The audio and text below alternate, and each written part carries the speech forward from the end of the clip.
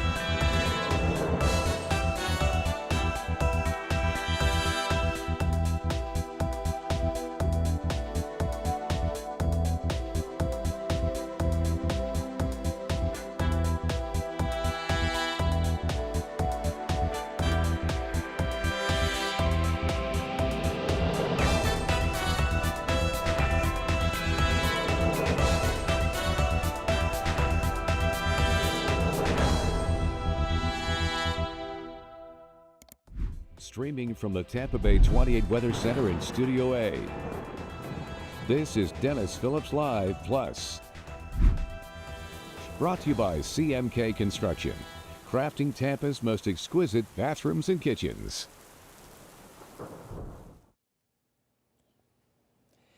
How you doing, everybody? It is a Wednesday night edition of Dennis Phillips Live. Thanks for joining us. We've got a fun show on tap tonight. We've had a guest from the old Farmers Almanac for the last couple of years, and they are back, editor-in-chief Carol Kinnair.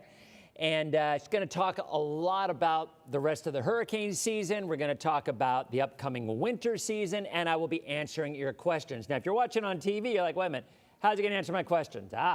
So if you're watching on TV, right, either on OTA or on 17 on Spectrum, 23 on Frontier, the same spot that you'll be able to watch, see what I did there? The same spot that you'll be able to watch Tampa Bay Lightning games this upcoming season, preseason, regular season, and first round of the playoffs, all on the spot. So we have a lot going on. We're going to jump into the forecast, but as I was saying, best thing to do is to watch on TV and follow along on your phone or follow along on your computer with the comments right here. I see the way this is set up here. So you've got band button, you've got comments on social media, you've got the nuts and bolts of all the buttons that I press here. You've got the commercial break right here, which I often forget. You've got the social media computer over here where I've got all my maps as well as my Zoom. So all of this comes together for a flawless presentation. Yeah, we know that's not true, but hopefully it'll all work out with Carol here.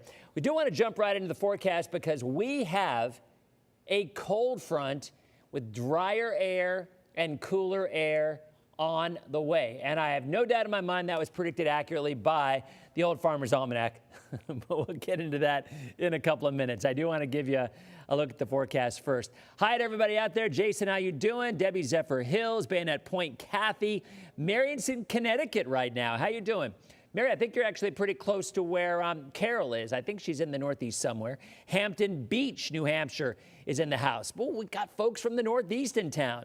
So we'll ask your questions about the upcoming winter weather as well. And yes, we do have a yellow blob, Dawn.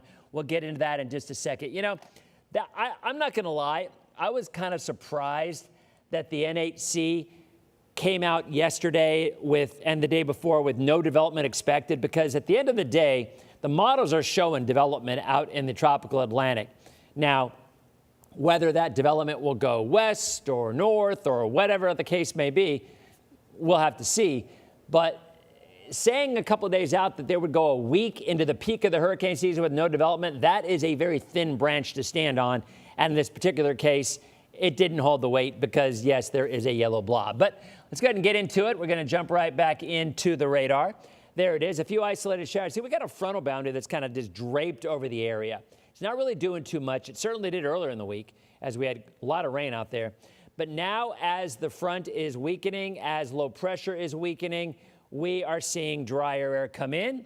Jessica's like, I heard cold front. Oh, yes, you did. Oh, yes, you did.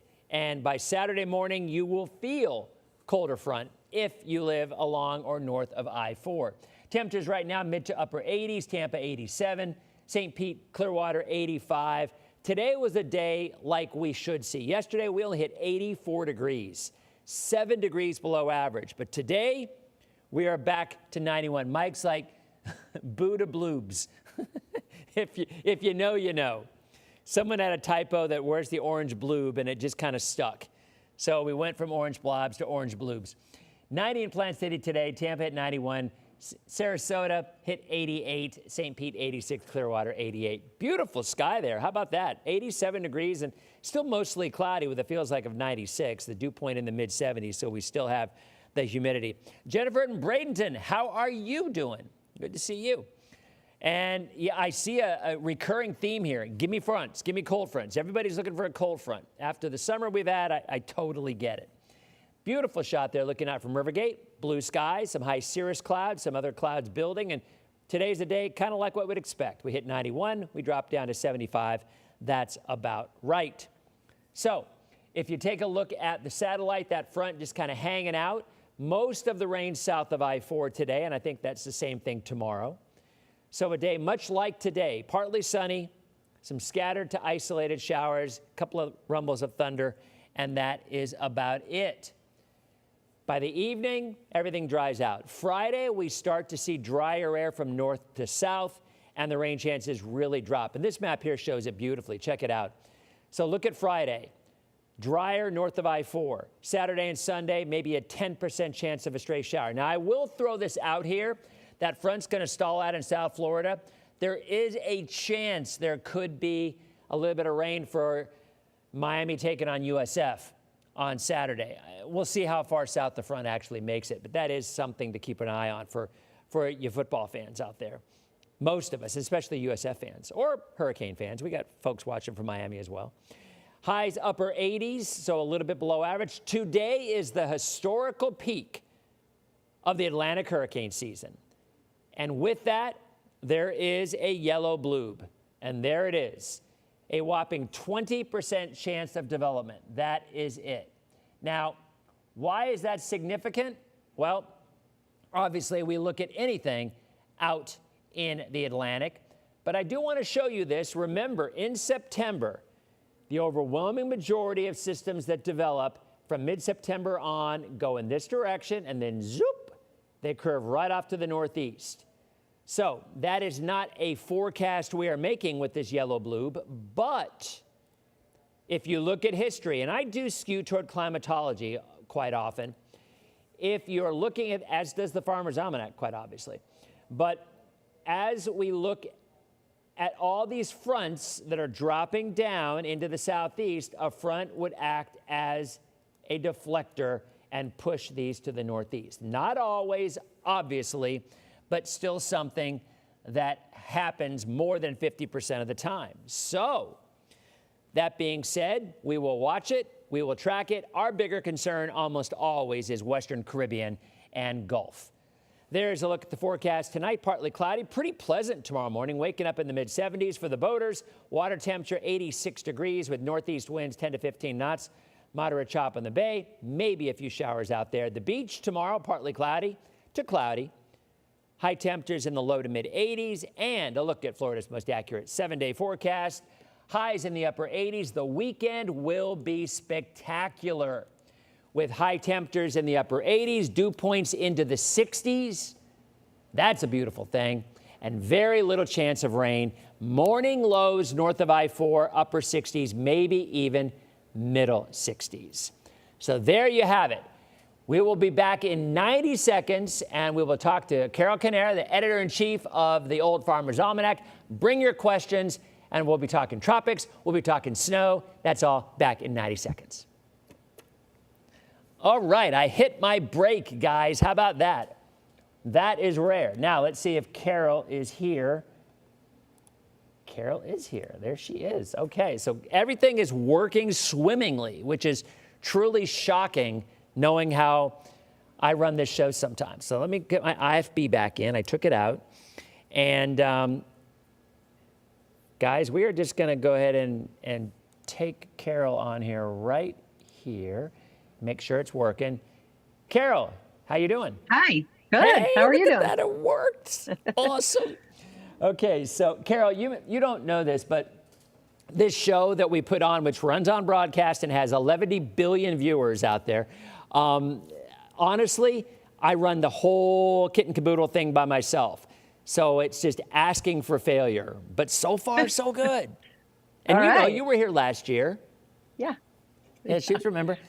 Okay, so we are back from the break in 27 seconds. Actually, I'm going to take me full, and then we will jump back in and introduce Carol. So here, let's go back to me full. There we go. And guys, ask your questions.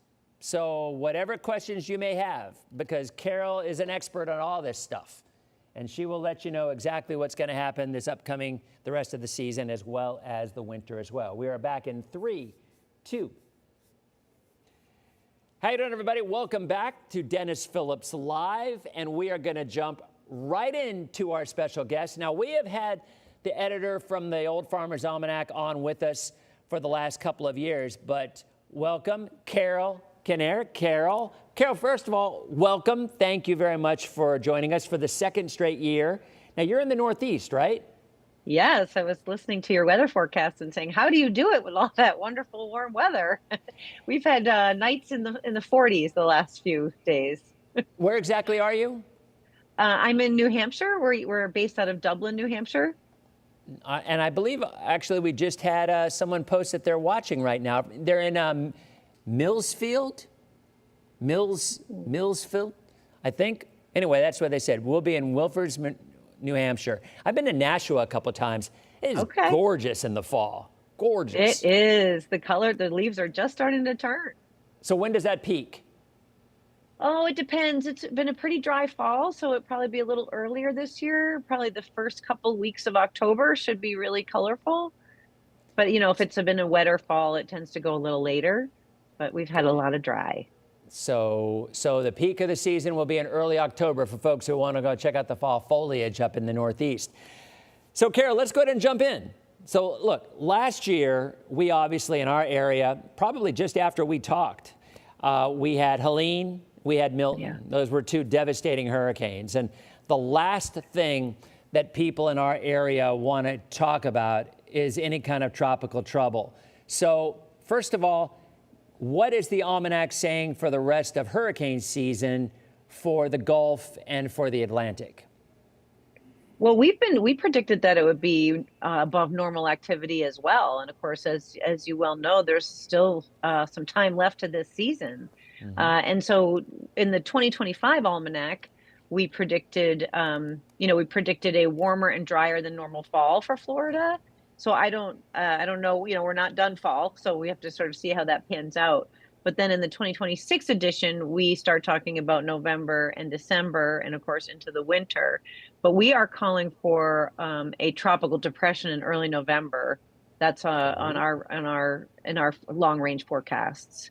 So we'll see. It makes a lot of sense. I mean, the water's still very warm and the season is expanding. So Terry is asking, she says, do you anticipate any major development in the next 2 weeks? Flying to Italy on the last day of September. So we already have the questions coming in. Well, we aren't calling for that, but I don't know, you've got more of a short range forecast, but we're saying it's really going to be more toward the end of the season in November. Mm-hmm.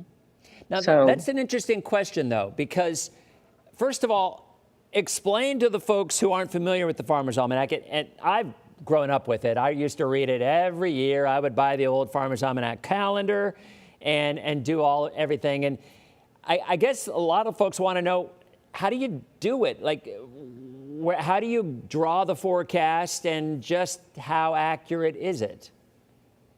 Well, that's a good question. And so we've been around since 1792, which is a good long time. But we use the same formula that our founder used, which is really, I heard you say earlier about climatology. We're talking about meteorology and climatology.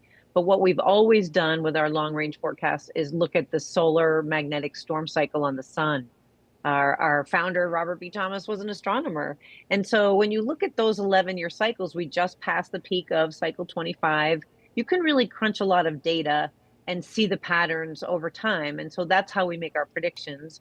We've had our own weather team using our formula at AccuWeather, but they use our, again, like they're really short range weather forecasters, but they use our formula to really look at what can we say about the coming year. But also we're looking at things like you look at, like, what's the ocean temperature? What's the polar vortex doing?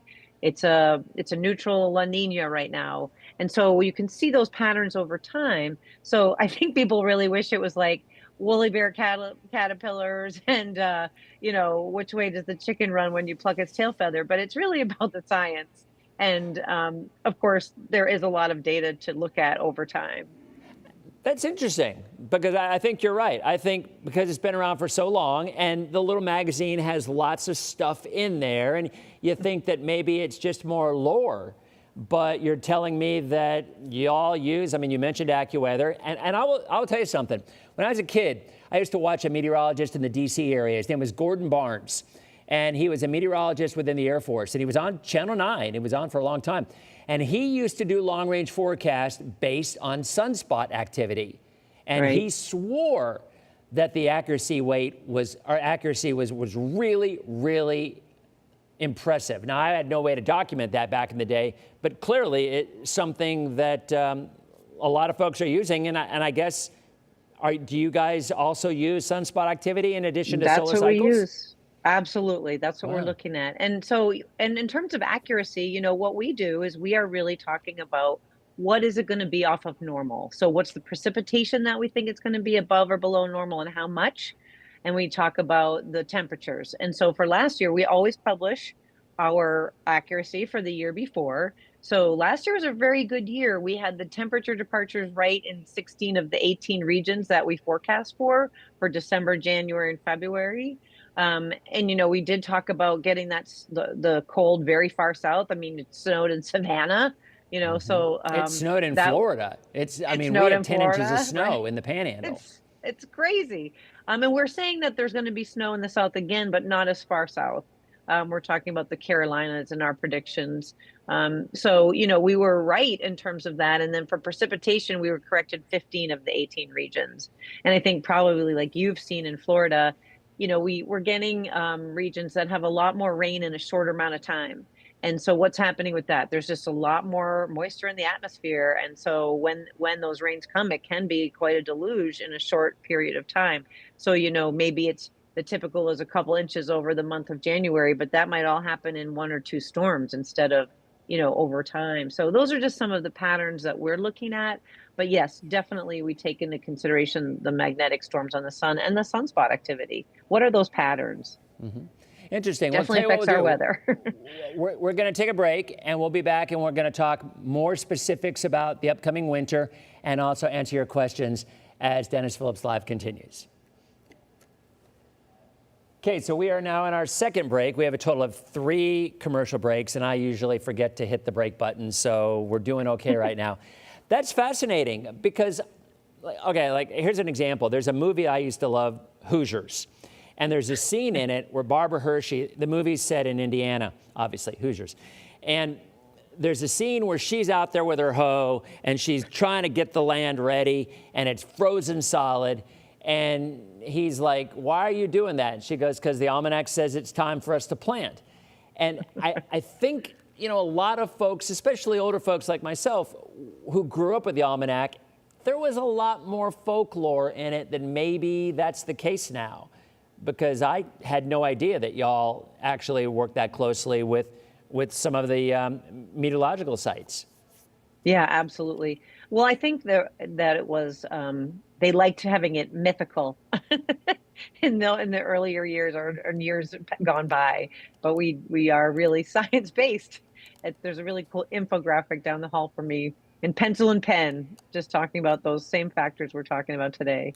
Interesting. Okay. All right. We are back in 12 seconds from the break. And I will start with our ban button that we just, I'll explain it to you in a second. In 3, 2. Hey there, everybody. Welcome back to Dennis Phillips Live. Yeah, I had to do the ban button. Somebody's out there spamming on some of our folks on Facebook. So you know what it is. Look, we will discuss stuff. Argumentativeness is okay, but when you start spamming and doing stuff, that's what happens. So there you go. John, you're gone for this life and the afterlife. However, let's go back to Carol, because we got some really interesting questions coming in here. And Carol, you brought up an interesting point as well. So we asked about the rest of the hurricane season, but you did kind of defer, in a sense, to the short-term forecast in terms of what the meteorologists are seeing. And I think that's kind of a great way to look at it, because you know as well as I do, there are some folks out there who put a lot of credence into the almanac. And when you're talking about a short-term forecast, there's just no way in the world 8, 9, 10 months out, you can tell people exactly where a storm's going to be, especially when it comes to a significant hurricane and a danger to life and limb. That's something I'm sure you just don't want to deal with. Exactly. You know, we're trying to give people, we do predict for every day of the year, if you look at the book, for all those regions. But, you know, and it tends to just be trends. Like, you know, we might say 9 to the 13th, we see maybe T-storms, you know, but that's a 4-day window, you know, right. Or, you know, the second half of December is going to be snowy in a place. So those are the things that we definitely can do, you know, and we do pretty well on those. But you're right, you know, in terms of how's it, like evacuations or anything like that, you've got to rely on the short-term forecasters. They can really see what's happening minute to minute, really. So do you have in front of you a list of when you're expecting cold snaps or wet periods or whatever for Florida? I'm curious. I do. I've been looking at it for a while. I wanted to talk to you about it. So, and it's a little bit of an aberration, because we're saying that Florida is going to be cooler and wetter than normal this winter, but it's a mixed bag. So we're saying that mid to late December and much of January are going to be the colder temps. And rainfall, rainfall will be above normal. As I said, watching for a tropical depression in early November. And so those are what we're saying. Now, winter's Florida's dry season, so it doesn't take much moisture to make it wetter. So, you know, when we think about that precipitation is going to be more than usual in November and February, but less than normal for December, January, March. So, but overall, slightly more. So so it's a mixed bag, as I said. And why is that? You know, we're talking about that the jet stream is going to do, I think, what it did last year. That's what we're saying. It's going to send some of that Canadian polar air south during the heart of the winter. And then there's going to be tropical influences from the Gulf and the Caribbean earlier in the season, hence the November predictions. And then probably, you know, we're talking about moisture and waves of low pressure tracking along the cold fronts across the Gulf and into Florida. So that's what our prediction is based on, those factors. But the question is, from a lot of folks, is can they build snowmen again like they did last year? That's what they want to know. We're not calling for snow there, but I suppose if the temperatures go really low, but we're not calling for them to be way off of average. So I'm going to say maybe more like rain boots and umbrellas. Yeah, I get it. But you are saying there's a chance of some cold weather around Christmas, which would be pretty awesome. Yeah, now, it's nice when it feels cold. What about other parts of the country? What areas do you think are going to be the snowiest this upcoming winter? Well, if you look at our map, we're really looking kind of a band right across the middle of the U.S., except in the central U.S., we're saying that's going to be mild and dry. But if you look like the Intermountain West region, southern Appalachians, Ohio Valley, even into the Carolinas, that's where we're saying the snowfall is going to be this year. So skiers can actually head a little south. But again, that's that jet stream. It's making those big dips, and it's, you know, the Canadian air can come right on down. Yeah, makes sense. All right, we have one more break, and we're going to talk a little bit about accuracy, and we're going to finish up with your questions. Thanks again for sticking around. We'll be back in 90 seconds on Dennis Phillips Live. Yeah, so we have 3 commercial breaks in this 30-minute show, so it's definitely very quick segments. We're almost done. I mean, it flies, right? I mean, it just, it does. It always learn has. To be quiet. Just stop talking sometimes. So I'm going to ask you now, but we're still on. We're still on streaming right now. We're still on social. But I'm going to ask, do you guys have any kind of numerical value for the accuracy, and how do you determine that? And so let me just look that up. So we were I think we were like 88% for, what did I say? 16 of the 18 regions for temperature. So when we looked at, we were right in 16 of the 18. That was an 88, like 0.3 percentage. And then for the precipitation, I hope I just said temperature. Precipitation, we were correct in 15 of the 18. So that was like an lower 80s, like an 83%. We always say we're about 80% or at least 80%. So that came out to 85% overall this year accuracy, which was a good year for us. Dang, I'd Canada, say. we did 100% in a few of the categories. Well, was it with Canada? You just said it's going to be snowy and cold? No, definitely a mixed bag up there too. Okay, we're back in 10 seconds for our last segment, right? Have we done 3 breaks? This is the 3rd break, right? Yeah, okay. All right, 2, 1. All right, welcome back to our last segment of Dennis Phillips Live. Editor-in-Chief, Graham Poobah of the Old Farmers Almanac. And Carol, we just talked about this on social, but talk for our TV viewers as well. What exactly is the accuracy rate for the Farmers Almanac? Because I'll be honest, it's kind of surprising. Yeah, well, we always, in our marketing materials, we always say with traditional 80% accuracy, because we're usually that or more. And we had a very good year last year for the U.S.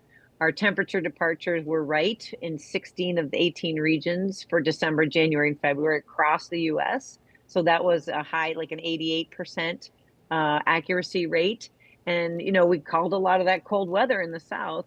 For precipitation, we were correct in 15 of the 18 regions for which we forecast. So that was an 83 or so percent accuracy. So overall, when you average them together, we were about 85, 86% accurate for the U.S., which was a good year for us.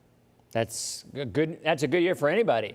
When you're in the world of weather, 86% accuracy rate, pretty impressive. So we talked about the possibility of a tropical system in November, which I agree wholeheartedly. I mean, as much as I hate to admit this, the fact that we're still entering a La Nina, from neutral to La Nina, the Western Caribbean and the Gulf usually stay active well into October, if not November. The water temperatures are still very, very warm. There have been no storms moving through, so that keeps the water warm. So when you're saying that there could be development in November, makes perfect sense to me. Do you have any kind of a forecast for extreme weather in October? Some folks are curious about from now through October as well. No, we aren't calling for that in October. And let me just sort of see. So October was in last year's, and I wrote down some notes about it. But we just said that fall would be warmer and drier than normal. But I don't have the monthly ones in front of me. But we weren't. I looked ahead, and we were really waiting till November for our call on the tropical depression. Okay. And where can people pick up the almanac? Sort of everywhere right now. We're in grocery stores, anywhere you get your growing, you know, growers love us, the Old Farmers Almanac. So anywhere you get your seeds or tools for the backyard, but certainly grocery stores, big box stores. Almanac.com is a great place to get the almanac and more. We're on Amazon, but also if you go to almanac.com, where to buy, just hit your zip code and it'll give you all your, you know, even the mom and pop stores carry us this time of year, which is, we'd love to have those supported. So you can find your local place to go. And it's just an interesting read. Look, regardless of what your thoughts are on any of this stuff, long-range forecasting or whatnot, I've read it every year for 50 years. And it is. It's just a very, and if you're interested in planting, gardening, there's obviously lots of tips on that as well. So it's a great periodical. It's a great magazine, and I usually see it right at the checkout, right when I'm going, when I'm leaving at grocery shopping. So, Carol, thank you very much. The time flew, as it always does. Hopefully, we will see you next year, and we are hoping that that prediction of tropical activity in November is incorrect, although I kind of think it's probably going to be right. So good luck in the upcoming, with the new edition, which I guess you're saying is out now, right? Out now. Yes. Thank you, Dennis. Perfect. Great to be on. Thanks again, we'll Carol. See you next year. We will see you Bye-bye. next year. Have a great night. You too. So, guys, that is Carol Canera, the editor-in-chief of the Old Farmers Almanac. Thank you very much for stopping by. We're going to continue our show on Facebook, talking a little bit more about the tropics. Have a great night if you're watching on TV. We'll see you tomorrow.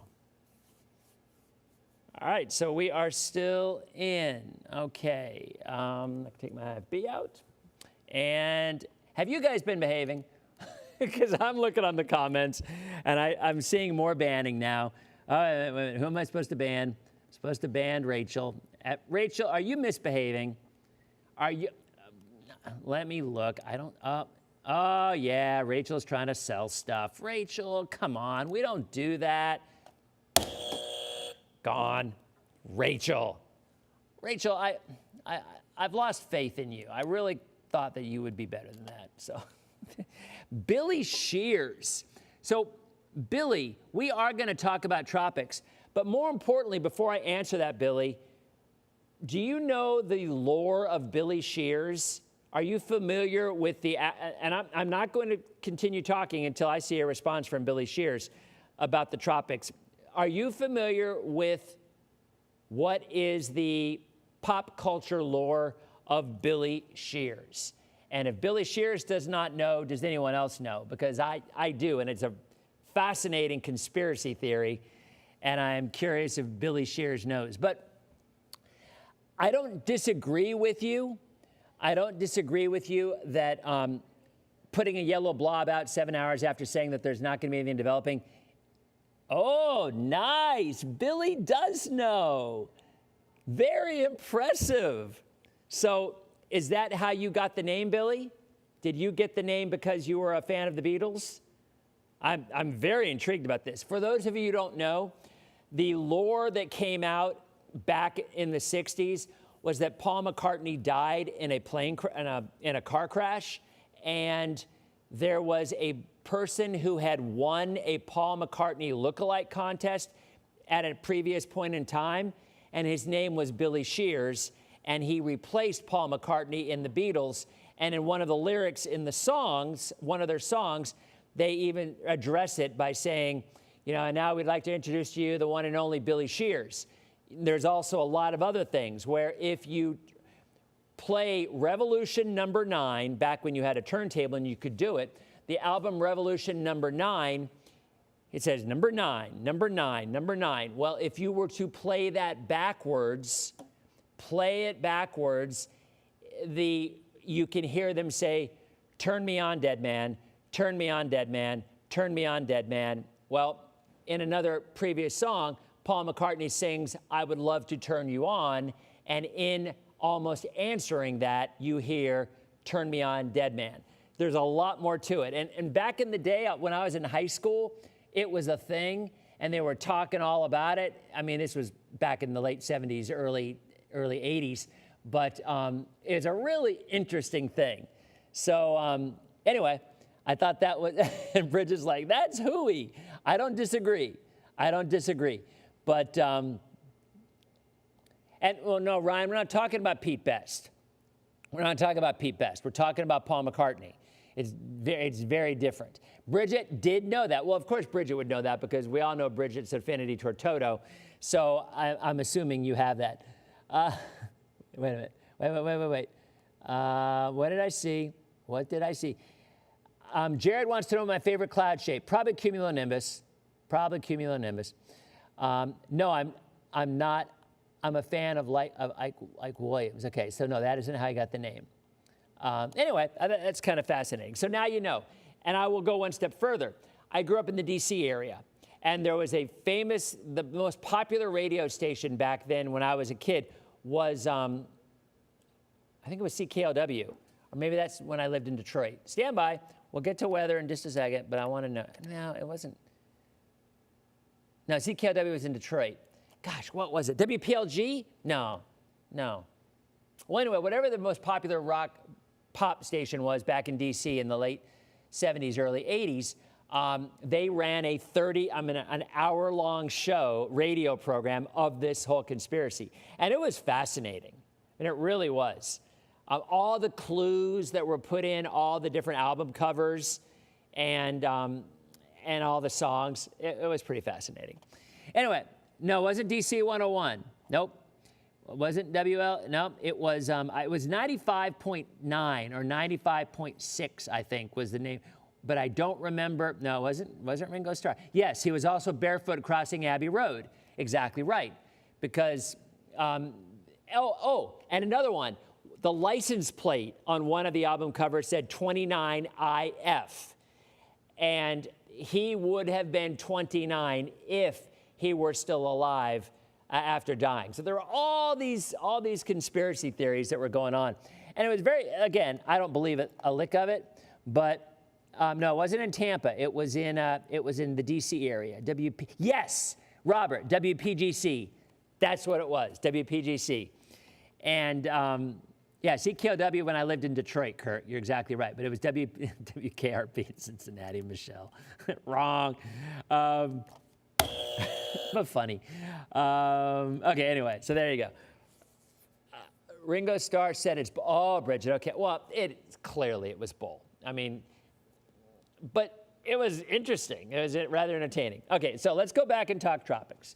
Let's go back and look at some models, all right? Hold on, let me call that up now that, all right, here we go. So we'll take these full. All right, there you go. Red, I do not have a Halloween theme yet. I'm still working on it. I'm still working on it now.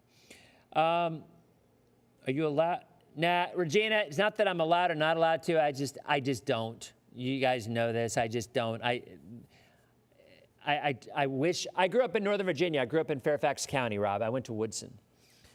So, all right, let's look at, there's a look at the 20%, tropical wave forecast to emerge offshore of West Africa a couple of days. Environmental conditions could support some slow development of the system, all right? So with that being said, there's a look at the GFS. And, you look at the system down here, right? Look down at the bottom, okay? And it's going west, going west, going west. And there's two things to look at here, first of all. We'll circle them both. One, you would expect the majority of these models to go zoop, because there's a front right there, right? So there's very little opportunity for this to go straight if there's a front here. That's the one. The other one is, of course, what the GFS has been showing now for about a week. Slow development somewhere either there or there or there. General low pressure down there, which is a very common thing this time of the year. So if you look at the track, it's going to continue, and then most of the GFS runs do exactly what we would expect, right? They go west, west, west, and then they curve zoop, right away. But we still have the GFS showing Western Caribbean or Gulf development. Now, granted, this is only a handful of the ensemble runs showing it. What, 1, 2, 3, 4, 5, 6, 7, 8, 9. Well, now maybe about 20% of them. So I will absolutely not belittle the GFS if it is showing this for another 10 to 14 days, and that is what it has been doing. Billy, I don't even think it gets even closer to the U.S. I think this will curve. These fronts are now coming in fast and furious, and with that being said, they will almost always go like that. I mean, if you look, all I got to do, look at how many bring it straight. Like none, okay? None of the GFS. They all curve, every one of them, or dissipate, which is, what that one does. But that Western Caribbean and Gulf is one that needs to be looked at. Let's look at the Euro. What does the Euro show? Development, nothing in the Caribbean, by the way. Development, development, development, and then zoop. Curves right away. Every single run either kills it like that one or curves it like that. And what does the Euro show about development in the Caribbean? Not much, but a little bit. So again, the reason I bring this up is because my experience tells me that even though the GFS is always ridiculous in over forecasting tropical development 10 to 14 days out, however, Patty, go west, blue. But, Bridget, it's your birthday today? It is not. Is it your birthday today? Anyway, there are still a few areas that show development, as there should be toward the end of September, because we've shown you this 11 billion times. Your track in September usually goes offshore, and your track in October develops in the Western Caribbean. It is where they climatologically doing it. Bridget, you're pushing it. Okay, so that is the end of September. Now let's look at the Euro AI. The Euro AI shows none of it, I think. It shows the exact same setup, west-west, and then look at that curve. A significant, every model run, every one eventually curves this, zoop, right to the northeast. And has actually, it has one, and that's true, it does. It has one member going this way. And then it does have a couple in the Bay of Campeche, but not too many. Let's look at the operational runs. Since we're talking weather, we can look at the operational runs, and let's see what tomfoolery the GFS does. So there's your development in the Atlantic, and there's your front. Boy, look at that front. Let me tell you, folks, there ain't no way in the world that a hurricane or a tropical system is going to make it to the U.S. when you got a front that far south. It just ain't going to happen. Now, what could happen is low pressure develop along that front, and that is a very common occurrence, and that's exactly what it does. See the development along the front? And another one? But it really doesn't show, going back and now going forward, doesn't really show much development at all. Well, it does. You know what? There it is. Watch this slowly, okay? There's where the development occurs.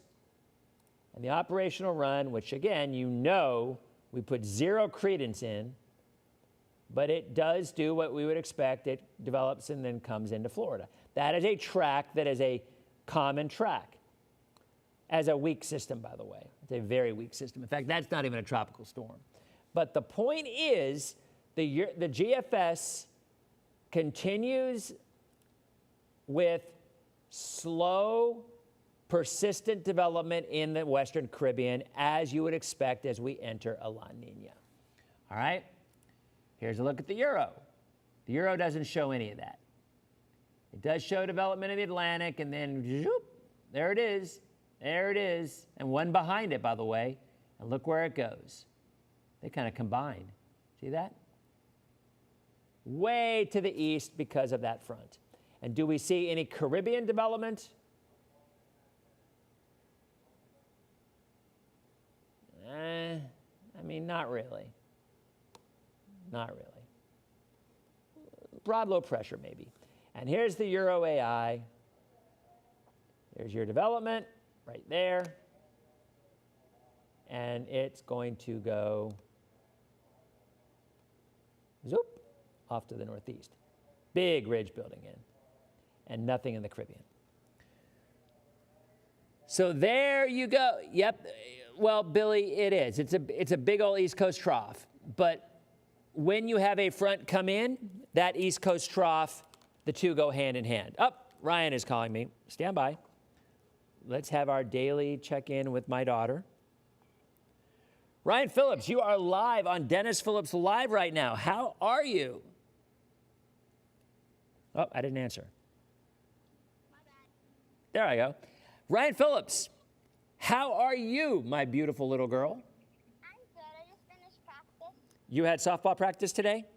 Yeah. Did it rain? It sprinkled. Yeah, I saw some rain over there. I was wondering about it. Oh, happy birthday. I did not know today was your birthday. I'm terrible. Ryan Phillips, what did you do in practice? I pitched. Oh, my heavens. Ryan thinks she's a pitcher. Hey. I was waiting for that one. Get a pitch up. Hey! Ryan pitched when I was up to, she hit me 4 times when we pitched. Did you not? Maybe. I didn't hit anybody tonight. You didn't hit anyone? No. That's very good. All right, so so Ryan pitched, and so do you think you're going to pitch in the game? Yeah. Really? Yeah. Wow. When is your first game? Do we even know? Next Friday. Oh, well, I'm going to miss every game because I work, and her games are Wednesdays and Fridays. But luckily, there is Game Changer, so I'll be able to watch it on Game Changer. Unless you get off. Yeah, I don't really think I have a lot of time off coming up because, I wish I did, but I don't. I just banned work I just hit the ban button for work, but you know, what are you gonna do? So anyway, you hit me 4 times, but you didn't hit anybody today. No. That's good. What else did you play? Anything else? A shortstop. How'd that go? Good. How'd I you- didn't throw it over. How'd your throws go? Your throws went well? Good. Yeah, I didn't throw it over. Do you have anything to tell to all the folks who are watching? Any comments? Anything going on? That Dad is lying about my pitching. I'm amazing. Oh, really? Okay, well, the jury's out on that one. We will see. So I'm banning you. you're banning me. Oh Ban my. button. All right, you banned me. Yeah. I got it. Okay. All right. Well, I'm glad you had fun. That's all that matters. So you have a good night and call me before you go to bed, okay? Okay, well, I love you. All right, sweetie. I love you. All right, bye. Bye. She's not a pitcher. I mean, you know what? She has yet to become a pitcher. Maybe she will. You guys kind of probably know. I mean, Ryan went away from travel because on the weekends she's doing drama now, and she loves drama. She's good at drama. She's good at softball too, but she really enjoys drama, and that's kind of the direction that she's taking right now. But she's leaving softball open. And fortunately, rec ball, Wednesdays and Fridays are the game, and she doesn't have drama on those days. But the weekends, she does. So she couldn't do both travel and drama, so she chose drama, and we'll see how it goes. You know, if she likes it and she gets to be in some plays and enjoys that, well, then she'll stick with that. But otherwise, maybe she'll go back to, you know, she's young. She can go back, right? You guys know how that works. Okay, so Chloe's asked, I may have missed it. We are visiting Clearwater soon. Should we be concerned about hurricanes? No. At this point, there should be no concerns, Chloe. You are okay, all right? David, when will Hurricane Center update their forecast for the rest of hurricane season? Okay, that doesn't come from the NHC. That comes from NOAA, and they won't be updating. I really think once they hit September, it's kind of like, right, this is it. I mean, what's the point of it, right? What's the point of updating it after we're already halfway through the season? So Ryan's calling me back. Oh, wait a minute. Stand by. Oh, boy, Ryan's calling me back. Okay. I heard that. Okay. All right, I love you, sweetie. I was watching. Okay. I heard what you said after you hung up. Okay, I love you. I'll talk to you later. I love you. Bye. Bye. I should have known better. Busted. Anyway, I guess that's about it, guys, right? I think that's about it. Again, if you're watching, here, we'll take the 7-day real quick again, just so you can kind of see that. So, all right. There it is. Tomorrow, rain chances 20 to 30%. Friday, rain chances 20%. Saturday and Sunday, rain chances 10%. And morning lows in the upper 60s. So cooler air on Saturday and on Sunday and into early next week, all right? So the forecast is looking really nice this weekend. I am so excited. So I told you guys that I'm going to be in a play on Saturday in Manatee County. I don't know the specifics yet, but and I'm like a surprise guest, I think. So I guess I can't give away too much, but that's going on Saturday. Outside of that, I'm just going to get some sun, because we've had a lot of clouds lately, and I'm looking forward to going to the pool or the beach or maybe getting some yard work done or whatever the case may be. So, but we're looking good. We're going to get some sun and some nice weather. The tropics, again, we've kind of covered it. We'll be back tomorrow. I don't think we have a WNBA game on Friday. I believe we have a lightning special that runs until 7:30, so I think DPL will be on TV on Friday night. So, and Mike, I forgot to tell you, Mike, my buddy Mike Boylan from Mike's Weather Page is going to be on tomorrow. I'm going to have him on as a special guest. And look, we're going to talk, and I think this is a good conversation to have. There's been a lot of drama. There's been a lot of talk. There's been a lot of this and that on TikTok, on Twitter, on Instagram. You know, people, I don't know, people questioning motives and everything else. So we're going to have a conversation with y'all. And that conversation, the hope that we'll get is, what are the things that you're looking for in weather coverage on social media. I mean, on TV, I think I pretty much know what people are looking for, the amount of time that we get. But what exactly is it something that draws you to coverage? And what is something that shuns you, puts you away in coverage? You're like, I don't want that, and you unfollow. And I think it's some good information that will come in handy. Best of the Bay from Creative Loafing comes out on the 24th of this month. So they will announce best newscaster, best hundreds of different things. So I cannot, there's an email that came out that they issued that they let you know if you're a finalist in the top 3. So I think I'm allowed to share that I am a finalist. Sean Daly is also a finalist, which is awesome. So we have at least 2 people of the 3. Well, I guess we have 2 of the 3 because no other people on our station was nominated for Best Newscaster on Creative Loafing's Best of the Bay. And again, that party is on the 24th at the Hard Rock. It's one of my favorite events of the year, if not my favorite event of the year. It's a great party, lots of people there, a lot of fun, and that's when they will be announcing this year's winners. So that is it.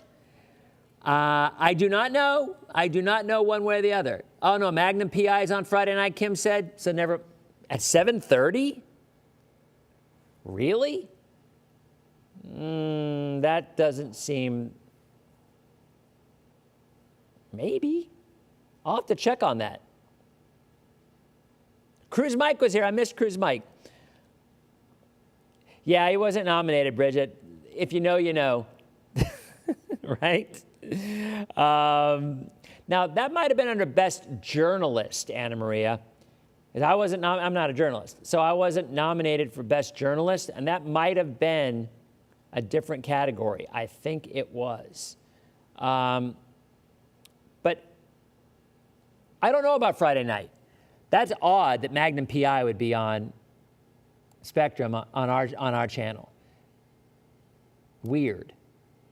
Do you have Verizon or Spectrum? Because that was a thing with Verizon a while ago. Well, I will check. I will check with our promotions people. So anyway, you guys have a great night. Thanks for stopping by, and we will see you tomorrow on tomorrow night's edition of Dennis Phillips Live. See you guys.